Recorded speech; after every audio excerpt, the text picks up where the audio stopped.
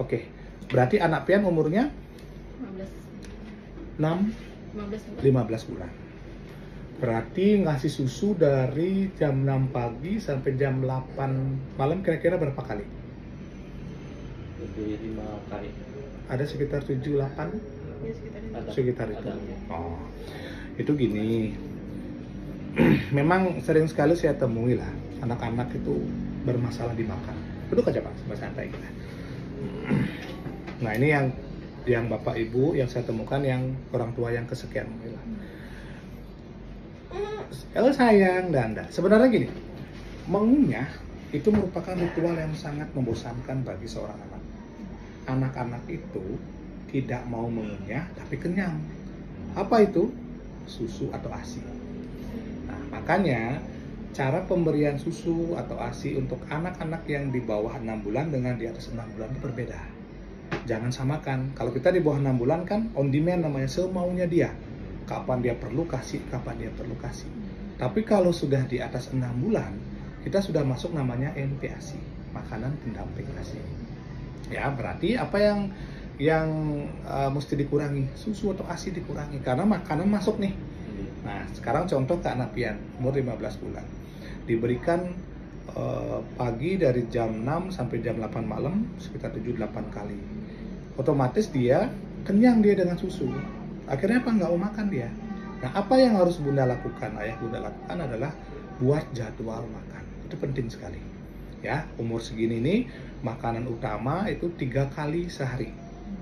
Oke, kemudian kasih dia makanan selingan. Contohnya seperti apa? Puding, biskuit, buah. Tuh di belakang tuh ada jadwal tuh. Jadwal makan di pian foto nanti lah. Nah, kemudian yang menjadi kunci di sini adalah pian harus tega. Misalkan contoh nih, anggaplah jadwal di belakang tuh jam 12 siang jadwal dia makan. Nah, kita punya waktu 30 menit untuk merayu anak kita makan. Tapi ingat, selama proses makan tidak boleh ada unsur paksaan. Kadang-kadang orang tua maksa kan pakai sendok dipaksa, itu jangan, nanti trauma dia anak ini. Nah, setelah 30 menit makan, tetap anak ini nggak mau makan, stop ritual makan. Tapi jangan diganti dengan apapun. Nah, di sini nih ulun bilang harus tega. Kadang-kadang, aduh kasihan sekali ngelihat anak saya ini dia nggak makan, kasih deh susu, kasih deh ASI. Akhirnya terbentuk di mindset anak bahwa saya nggak mau makan, nanti dikit lagi dikasih susu nih, dikit lagi dikasih ASI. Nah, terbentuk seperti itu gitu loh. Sama halnya dengan anak-anak yang mengalami yang apa ya, kayak tantrum. Nah, kayak gitu lah mindsetnya terbentuk seperti itu. Nah, makanya yang harus kalian lakukan yang pertama seperti yang bilang tadi itu, bikin jadwal makan. Terus yang kedua variasi menu. Ya, variasi menu, misalkan menunya ayam nih. Nah, hari ini bikin nasi ayam sisip misalkan, besok nasi ayam kuah. Pokoknya gitu menunya di variasi. Dan anak-anak biasanya dia suka dengan bentuk-bentuk binatang. Bikin bentuk-bentuk dino, bentuk-bentuk kelinci. Nah, kayak gitu. Dia suka dia, ya. Nah, kemudian untuk mengunyah bagus aja kan dia? Mau. Nah, kemudian untuk makan makanan yang apa? Yang kurang-kurang seperti ciki-cikian itu dikurangilah. Kemudian kayak apa teh gitu ya, kayak itu jangan dikasih. Kopi, banyak loh orang tua ngasih kopi gitu ya. Roti boleh, suka puding. Nah, puding bagus, soalnya kalau lu lihat ya beratnya berapa dia nih, 7,7 kilo, 15 bulan. Berarti ada di kuruk lah. Terus keluhan yang lain apa lagi Bu? Batuk. Termasuk untuk masalah gini, masalah makannya. Dia suka makan semuanya atau memang pemilih tipikalnya? Pemilih ya? 15 bulan. Dia suka pisang rebus gitu. Pisang kepoknya direbus. Soalnya kalau pas umur begini ya, apa ya, perkenalkan semua makanan. Ya, perkenalkan semua makanan supaya nanti ketika besar dia nggak jadi orang pemilih dia.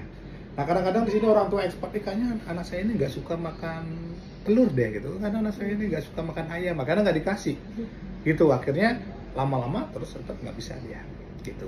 Oke? Nah, arti intinya adalah seperti yang bilang tadi lah, buat menu makanan, kemudian pian harus tega. kurangi susunya supaya bagus. Ya. Kalau malamnya berapa? Kalau malam di atas jam 20 dan jam 8 ya bonus sudah untuk dia. Kalau malam tuh bisa sampai 4 sampai 5 kali. Oh, Sampai kencang sekali umur segini. Dodotnya kayak Itu gini. emang ya? Hmm. Dodot. Kencang sekali dodotnya nih. Kencang sekali dodotnya ya.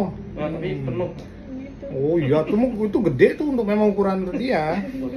Kalau yang kecil kan yang ukuran yang 2 tuh. Oke, jadi Ya. kalau setelah jam 8 malam sampai subuh lah, pagi lah, itu rata-rata 4 sampai 5 kali rata-rata.